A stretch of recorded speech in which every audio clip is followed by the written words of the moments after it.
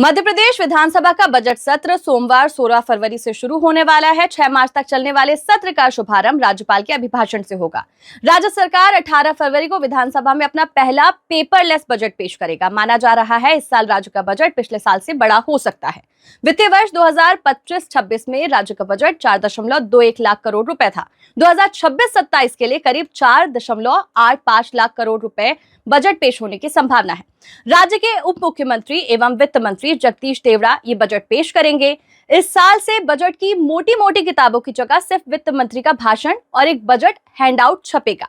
ये राज्य में ई ऑफिस और ई कैबिनेट सिस्टम लागू होने के बाद हो रहा है। प्रदेश के मुख्यमंत्री डॉक्टर मोहन यादव कई बार बजट में बढ़ोतरी करने के बयान देते रहे हैं। सरकार इस साल कृषि क्षेत्र पर ज्यादा ध्यान देगी क्योंकि साल 2026 कृषि वर्ष घोषित किया गया है। साथ ही 2028 में होने वाले सिंहस्थ के लिए भी बजट में अच्छी खासी राशि का प्रावधान हो सकता है। इस महत्वपूर्ण सत्र में सरकार कुछ विधेयक भी पेश कर सकती है। इस बार हजारों सवालों और प्रस्तावों के साथ विपक्ष सरकार को घेरने की तैयारी में भी है। सत्र को लेकर मध्य प्रदेश विधानसभा सचिवालय ने पूरी तैयारी भी कर ली है। सचिवालय सूत्रों के मुताबिक अब तक विभिन्न विभागों के लिए 3,478 कुल प्रश्न प्राप्त हो चुके हैं। इनमें से 2,253 प्रश्न ऑनलाइन भेजे गए जबकि 1,125 प्रश्न ऑफलाइन प्राप्त हुए। सवालों में 1,750 स्टार्ट और 1,728 अनस्टार्ट क्वेश्चन भी शामिल है। इसके अलावा अब तक 192 ध्यान आकर्षण प्रस्ताव की सूचनाएं भी विधानसभा सचिवालय को मिल चुकी है। विपक्ष की ओर से 8 स्थगन प्रस्ताव भी भेजे गए हैं। 132 ध्यान आकर्षण की सूचनाएं, 45 शून्यकाल की सूचनाएं प्राप्त हो चुकी हैं। इसके अलावा अगर देखें तो सत्र में कई सदस्यों के अशासकीय संकल्प के प्रस्ताव भी प्राप्त हुए हैं। सत्र के दौरान लोक महत्व के विषयों पर 139 के तहत चर्चाओं के प्रस्ताव भी पहुंचे। मध्य प्रदेश विधानसभा का 16 तारीख से विधानसभा सत्र प्रारंभ होने जा रहा है। 16 तारीख को माननीय राज्यपाल जी सत्र को संबोधित करेंगे। 18 तारीख को बजट आएगा। ये बजट सत्र है। बजट भी पारित होगा। जो सरकार की तरफ से कानून बनाने के लिए प्रस्ताव आएंगे उन पर भी चर्चा होगी और मैं समझता हूँ पहले की तरह ये सत्र भी सार्थक होगा और सभी लोग अच्छे से इस चर्चा को अंजाम तक पहुंचाएं। इंदौर दूषित जलकांड, भोपाल में गौ मांस परिवहन जैसे मुद्दों के साथ कई मुद्दों को लेकर विधानसभा में हंगामे होने के आसार भी बताए जा रहे हैं। लेकिन प्रदेश की आम जनता की सरकार के इस बजट से क्या अपेक्षाएं हैं, ये भी जान लेते हैं। सरकार से मेरी उम्मीद ये है कि इस बार सरकार का फोकस स्टार्टअप्स, मैन्युफैक्चरिंग हब और मेन वेयर हाउसिंग पर ज़्यादा होना चाहिए। अगर रिसेंट का उत्तर प्रदेश गवर्नमेंट का बजट देखें तो गवर्नमेंट, योगी जी की गवर्नमेंट का पूरा focus startup development, highway construction और वेयर हाउसिंग पे था, जिससे वहाँ प्रदेश का और देश का विकास होता है। भोपाल का अगर अपन देखें तो इंदौर से काफ़ी ज़्यादा मैन्युफैक्चरिंग और वेयर हाउसिंग में काफ़ी पीछे है। तो गवर्नमेंट से मेरा ये रिक्वेस्ट है कि भोपाल पे ज़्यादा फोकस किया जाए।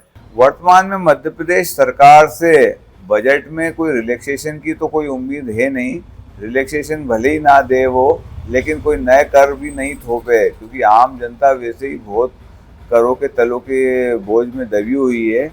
नए कर नहीं थोपे तो बहुत अच्छा है। रिलैक्सेशन भले ही ना दे और बजट अच्छा रहे गृहिणियों के लिए, आम पब्लिक के लिए, व्यापारियों के लिए, ऐसी उम्मीद है। इधर व्यापारियों को इस बार के बजट से काफी ज्यादा उम्मीद है। व्यापारियों का कहना है कि मंडी टैक्स को खत्म कर दिया जाए क्योंकि व्यापारियों को मंडी टैक्स और जीएसटी दोनों का भार उठाना पड़ता है। आम नागरिकों को मध्य प्रदेश सरकार से तो मुझे नहीं लगता कोई राहत मिले, क्योंकि मध्य प्रदेश सरकार के हाथ में कुछ है ही नहीं। अगर देखा जाए तो आपको पता होगा कि जब से जीएसटी लागू हुआ पूरे देश में एक साथ, तो मध्य प्रदेश सरकार के पास कुछ भी नहीं है। हाँ, एक चीज़ कर सकती है, अगर वो कोशिश करे तो जो मंडी टैक्स है उसको जीरो कर दे, तो जैसे आटा है, दाल है, चावल है, जो अपने यहाँ उत्पादन होता है उस पर थोड़ी बहुत राहत मिल सकती है प्रदेश के नागरिकों को। अन्यथा और कोई टैक्स में इनके पास कोई अधिकार क्षेत्र नहीं है। मध्य प्रदेश व्यापार संवर्धन बोर्ड का गठन किया शिवराज जी ने, उसको धरातल पे उतारने का मोहन सरकार ने बिल्कुल प्रयास नहीं किया।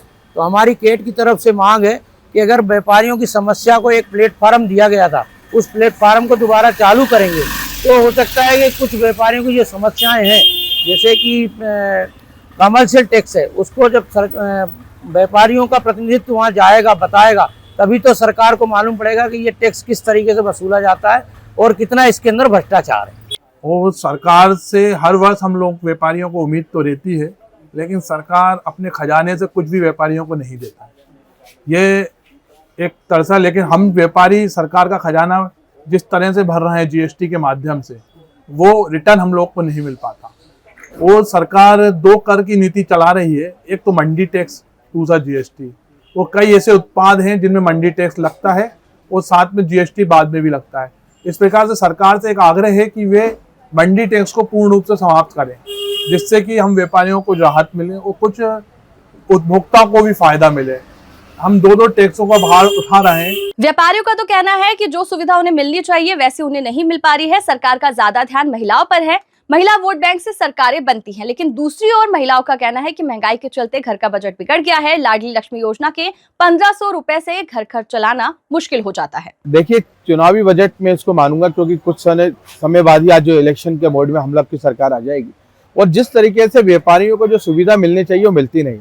महिलाओं पे ज्यादा फोकस होता है, क्योंकि महिलाओं के वोट से आज के समय में सरकारें बनती है।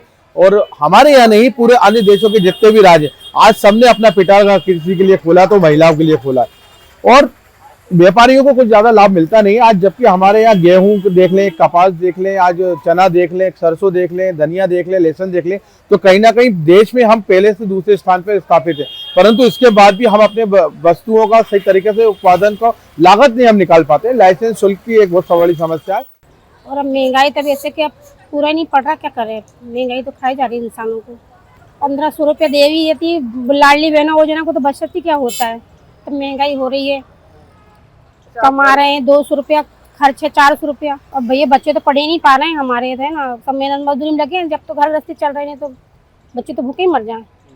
पढ़ाई कर ही नहीं पा रहे बच्चे लोग, क्या करें। सरकारी स्कूल में पढ़ा रहे हैं, फिर महंगाई खाने पीने के तब हो है, तो है उसी में लग गया काम धंधा में, बच्चे पढ़े कहाँ से।